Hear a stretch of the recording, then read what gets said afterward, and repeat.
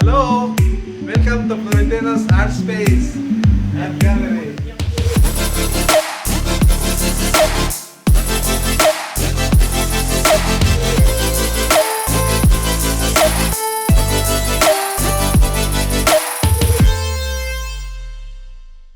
Okay, hi, I'm Junin Paz, visual artist, and welcome to Life and Arts channel. So, una ko pong question is, paano po kayo nagsimula sa painting? Nagsimula ako, nag-start ako sa sinihan. Sine? Sa sinihan. Kasi noong unang panahon, ang mga sinihan is ang magtatrabaho yung mga artist na hindi nga kagaya ngayon tapulin na ng diretso. Noon na, ang mga artist yun ang maggawa ng mga billboards. Paano mo po na-discover yung talent? Nasa family mo? Nasa family, kaya lang, iba yung ano noon eh. Noon nag-umpisa kami sa mga yung commercial art, yung mga signboard, billboards, trailers, advertising ads na gano'n. Kaya doon ako nakapasok sa sinihan. Hindi ko alam, yung sinihan pala, isa sa mga pundasyon ko kung bakit gustong-gusto ko yung mga figurative painting. Kaya ng mga ganito, mga tao, mga daily life, mga ordinary life.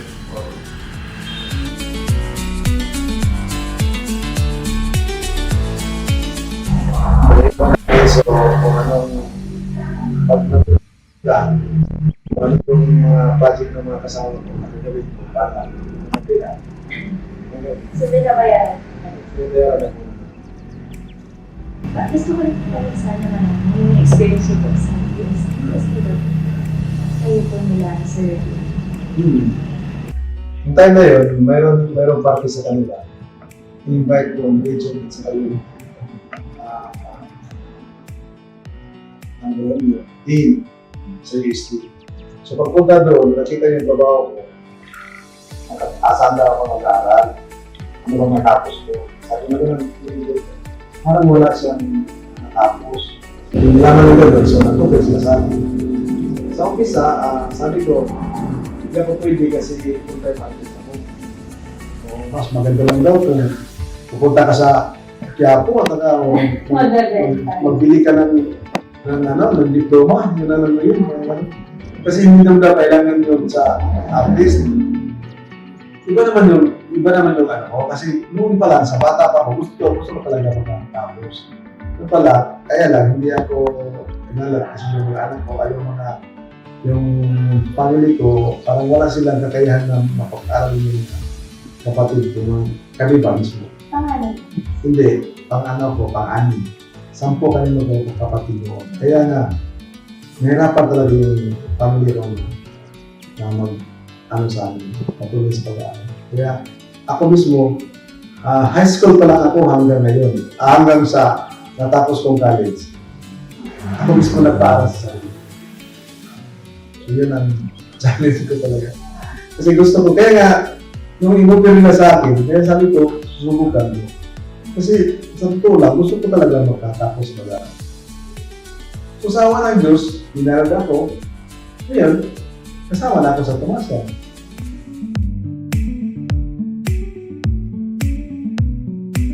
Style ko dahil nagsimula ko sa sinihan, is realism din. Siyempre, maghanap ka kung ano yung gusto mo. Dito sa Pilipinas, siyempre, makita natin ako solo, ang lunay, Hidalgo.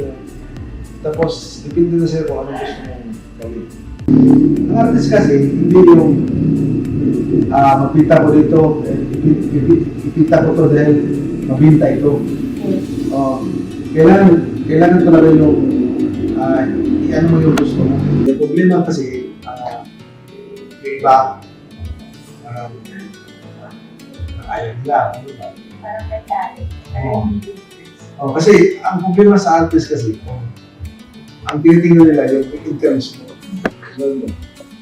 Karamihan sa mga magulang, ayaw nila yung mga anak nila mapunta sa mga artist. Kasi yung mga artist walang pera.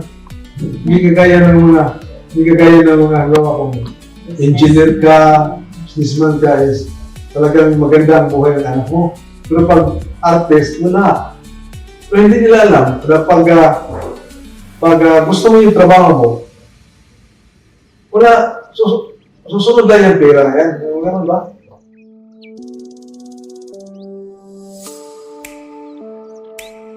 Gusto ko pagpatuloy yung school.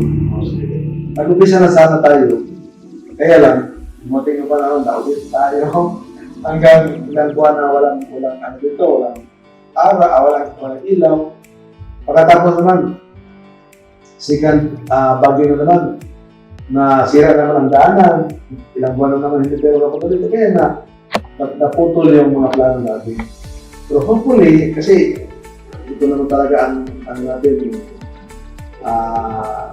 issue natin na magkakaroon. So, hopefully next year, natuloy na yung Next year po open. Oo.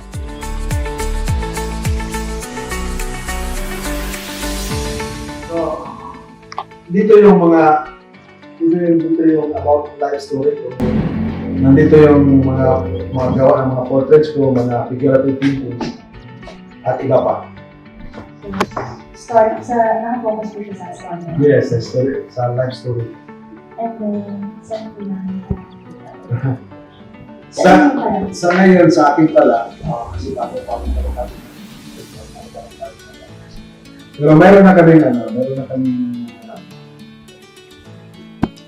balak na kung matuloy, sila yung mismo yung fully booked.